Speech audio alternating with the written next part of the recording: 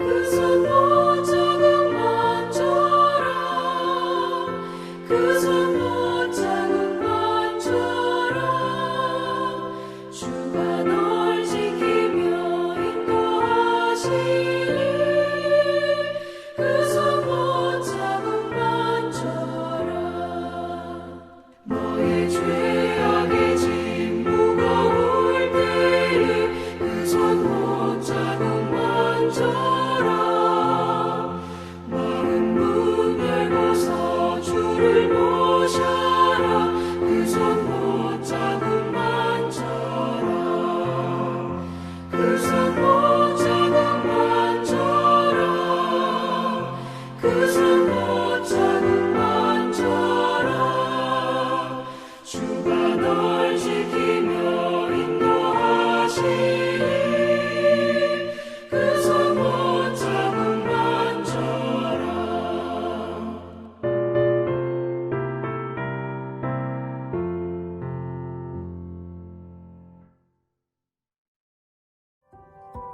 4월 18일 오늘의 말씀은 요한복음 20장 19절에서 31절입니다.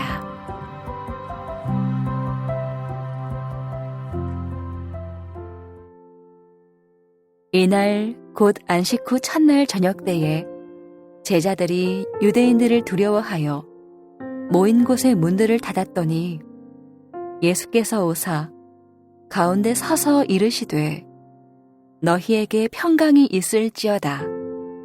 이 말씀을 하시고 손과 옆구리를 보이시니 제자들이 주를 보고 기뻐하더라. 예수께서 또 이르시되 너희에게 평강이 있을지어다. 아버지께서 나를 보내신 것 같이 나도 너희를 보내노라. 이 말씀을 하시고 그들을 향하사 숨을 내쉬며 이르시되 성령을 받으라. 너희가 누구의 죄든지 사하면 사하여질 것이요 누구의 죄든지 그대로 두면 그대로 있으리라 하시니라. 12 제자 중에 하나로서 디두모라 불리는 도마는 예수께서 오셨을 때에 함께 있지 아니한지라. 다른 제자들이 그에게 이르되 우리가 주를 보았노라 하니 도마가 이르되 내가 그의 손에 못자국을 보며 내 손가락을 그 못자국에 넣으며 내 손을 그 옆구리에 넣어보지 않고는 믿지 아니하겠노라 하니라. 여드레를 지나서 제자들이 다시 집 안에 있을 때에 도마도 함께 있고 문들이 닫혔는데 예수께서 오사 가운데 서서 이르시되 너희에게 평강이 있을지어다 하시고 도마에게 이르시되 내 손가락을 이리 내밀어 내 손을 보고 내 손을 내밀어 내 옆구리에 넣어보라. 그리하여 믿음 없는 자가 되지 말고 믿는 자가 되라. 도마가 대답하여 이르되 나의 주님이시요 나의 하나님이시니이다. 예수께서 이르시되 너는 나를 본고로 믿느냐? 보지 못하고 믿는 자들은 복되도다 하시니라. 예수께서 제자들 앞에서 이 책에 기록되지 아니한 다른 표적도 많이 행하셨으나 오직 이것을 기록함은 너희로 예수께서 하나님의 아들 그리스도이심을 믿게 하려 함이요 또 너희로 믿고 그 이름을 힘입어 생명을 얻게 하려 함이니라. 월요일 아침 주의 말씀 앞에 나오신 여러분들을 주님의 이름으로 환영하고 축복합니다. 여러분 평생토록 사망 권세 이기시고 다시 사신 지금도 살아계신 예수 그리스도와 동행하며 부활의 복음을 힘있게 증거하는 복된 인생 되시기를 주님의 이름으로 축복합니다. 여러분 우리 어제 부활절 예배를 정말로 은혜 가운데 잘 마치게 되었습니다. 저는 참 감사한 마음이 들었습니다. 지난 2년여 동안 이제 햇수로 3년째 코로나 때문에 우리가 얼마나 부활절 예배를 정상적으로 지내지 못했던가 하는 생각도 가져보았고, 또 그럼에도 불구하고 이제 다시 그래도 조금씩 회복되는 분위기 속에서 우리가 함께 현장에서 부활절 예배를 드릴 수 있다는 것이 얼마나 감사했는지 모릅니다. 성경의 봉독과 또 특송과 또 태신자 작정과 또 계란을 함께 나누면서 함께 부활의 소식을 전했던 것, 정말로 뜻깊고 의미 있는 행사였다고 생각을 합니다. 아직까지 모든 것이 다 깨끗하게 코로나가 해결된 건 아니지만 이제 회복을 가능케 하신 우리 하나님의 은혜를 기억하면서 우리 오늘 하나님 말씀을 같이 생각해 보았으면 좋겠습니다. 우리 그리스도인들에게는 이 부활절은 정말로 기쁘고 복된 의미 있는 절기입니다. 어쩌면 크리스마스보다도 더 중요한, 우리 그리스도인들에게 있어서는 가장 기쁘고 가장 복된 최고의 절기가 바로 부활절 아닐까요? 그런데 하지만 안타깝게도 이 부활절의 이런 분위기는 점점 쇠퇴해 간다는 느낌을 떨쳐버릴 수가 없습니다. 부활절임에도 불구하고 부활절에 관한 것은 어디든지 찾아볼 수가 없고, 도리어 길거리에는 벌써부터 막 쫙 걸려있는 부처님 오신 날 축하하는 연등 행렬만 보일 뿐이기 때문입니다. 저희 어린 시절을 생각해 보았습니다. 어린 시절에 저 여의도 광장에서 막 수십만 명이 함께 모여서 부활절 새벽에 부활절 연합 예배를 드리러 갔던 그런 기억이 생생합니다. 또 그뿐 아니라도 부활절에 정말로 달걀을 나누고 믿지 않는 사람들에게 달걀을 전해주면서, 또 많은 사람들이 심지어 일반 TV에서도 기독교의 부활절이 오늘 있었습니다 하면서 교회와 명동 성당과 이런 모습들을 비춰주면서 부활절 예배를 드리던 장면들을 보도했던 기억이 납니다. 근데 언젠가부터 메인 뉴스에서 부활절 소식이 사라지더니 이제는 저기 해외의 다른 나라의 부활절에 특별한 사건이 있을 때에만 잠깐 지나가는 이런 뉴스거리로 축소되는 것 같아 참 안타까움을 금할 수 없습니다. 석가탄신일에는 그 즈음 해가지고 온갖 불교와 사찰들에 관한 이야기, 스님들의 삶을 다루는 이야기들, 이런 것들이 즐비한 반면 성탄절에는 연말의 분위기에 휩쓸려서 그냥 가볍게 지나가고, 이제 부활절은 아예 부활절임에도 불구하고 기독교적인 색채가 드러나는 것들을 내세울 수가 없는 이러한 현실이 참 또 안타깝습니다. 이러한 현실 속에 살아가는 우리 그리스도인들, 이 부활을 맞은 우리 그리스도인들, 이제 부활을 맞은 우리 그리스도인들은 어떤 삶을 살아가야 할까요? 주님께서 우리에게 부활절을 정말로 은혜 가운데 보낸 그의 제자들에게 바라시는 것은 무엇일까요? 오늘 요한복음 말씀이 우리에게 그 말씀을 전해주고 계십니다. 예수님은 그의 제자된 우리가 이 부활의 기쁜 소식을 힘있게 증거하는 그러한 삶을 살기를 원하신다. 오늘 주님께서 우리에게 그렇게 말씀하십니다. 부활의 기쁜 소식을 증거하는 삶을 살라고 말이죠. 예수께서 십자가에 달려 돌아가신 후에 이제 부활하셨습니다. 부활하였지만 부활의 소식을 전해들은 제자들은 그러나 아직도 여전히 두려움과 공포에 휩싸여 있었습니다. 마리아와 여자들이 빈 무덤이 있다는 것도 보았고, 몇몇 제자들이 그 부활하신 예수님에 관한 소식을 전해주었지만 그래도 왠지 마음속에 100% 확실하게 믿어지지는 않고, 또 여전히 그것이 사실이라고 한들 내가 언제 예수님을 따랐던 이것에 대하여 핍박을 받고 예수님처럼 고난을 당할지 이 두려움이 휩싸여 있었습니다. 오늘 본문에 보니 제자들이 유대인들을 두려워하여 그죠? 모인 곳의 문들을 닫고 있었다라고 말합니다. 그 두려움이 휩싸였던 그 순간에 근데 예수께서 찾아오신 것입니다. 예수께서 오늘 19절에 말씀하십니다.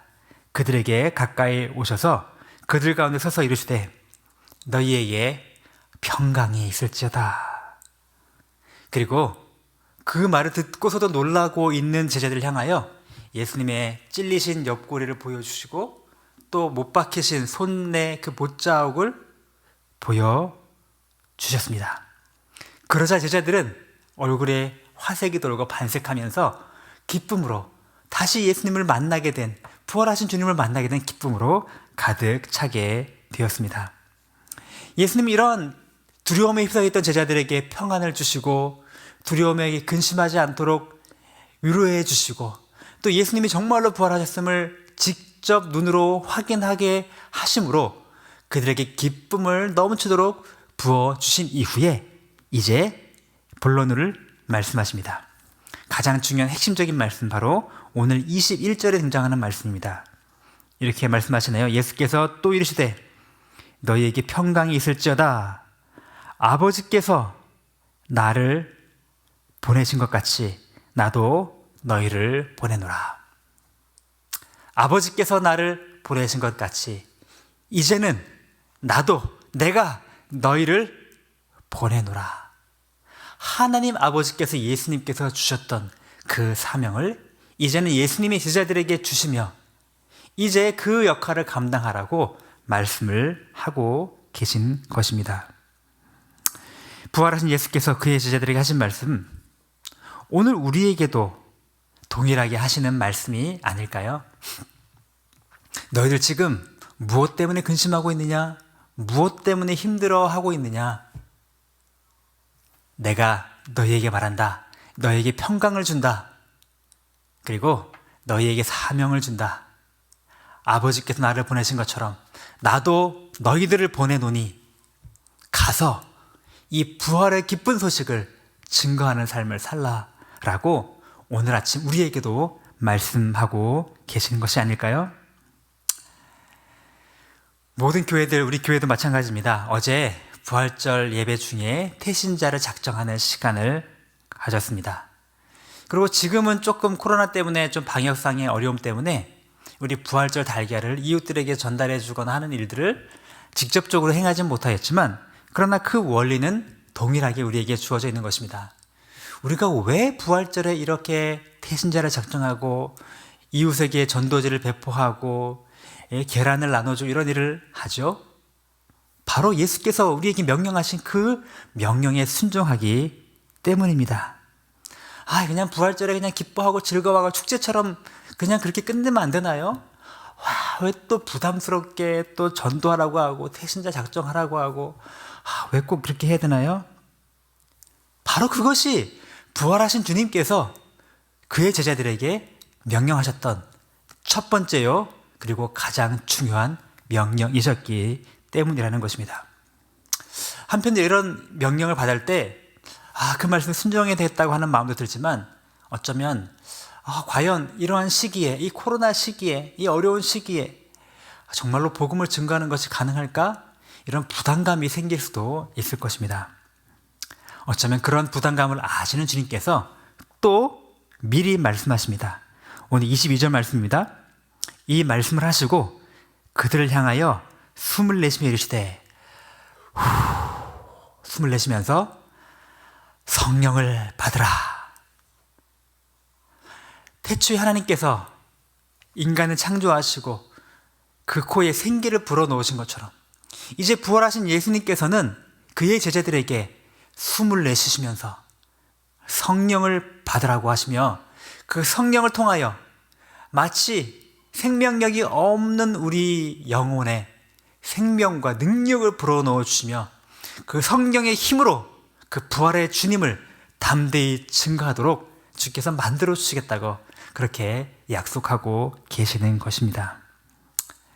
너희들 부담스럽게 알아서 전도해, 이게 아니고 내가 너희들에게 성령을 불어넣어 주셔서 복음을 증거할 때 필요한 모든 지혜와 필요한 모든 능력과 필요한 모든 권세를 함께 주겠다. 그렇게 우리에게 말씀하여 주시는데 어찌 우리가 순종하지 않을 수가 있겠습니까? 오늘 주님께서 말씀하십니다.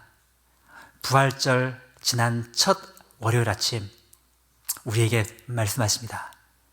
아버지께서 나를 보내노니 아버지께서 나를 보내신 것 같이 내가 너희를 보낸다. 내가 너에게 성령을 주노니 성령을 받으라. 그리하여 담대하게 부활의 주님을 힘차게 증거하는 내 증인이 되어다오. 이렇게 말씀하십니다. 오늘 요한복음은 이렇게 마지막에 이 요한복음을 기록한 목적이 무엇인지를 증거하고 계십니다. 31절에 이렇게 말하고 있죠. 오직 이것을 기록하면 너희로 예수께서 하나님의 아들 그리스도이심을 믿게 하려 함이요 또 너희로 믿고 그 이름을 힘입어 생명을 얻게 하려는 것이라. 바로 이 모든 스토리를 주신 이유는 무엇입니까? 예수님을 믿고 믿음으로 말미암아 생명을 우리에게 얻도록 하신 것입니다. 이제는 더 나아가서 우리가 믿고 우리가 누리는 이 생명을 우리가 사랑하는 또 다른 사람들에게, 이 생명이 필요한 사람들에게, 또 이웃에게 증거하도록 주께서 우리에게 사명을 허락하여 주신 것입니다. 여러분, 아무쪼록 부활의 이 기쁨을 가지고 매일매일 부활의 주님을 힘있게 증거함으로 말미암아 주님이 주시는 더 큰 평강과 더 큰 기쁨으로 부활의 생명으로 충만하게 되시는 여러분 되시기를 주님의 이름으로 축복합니다.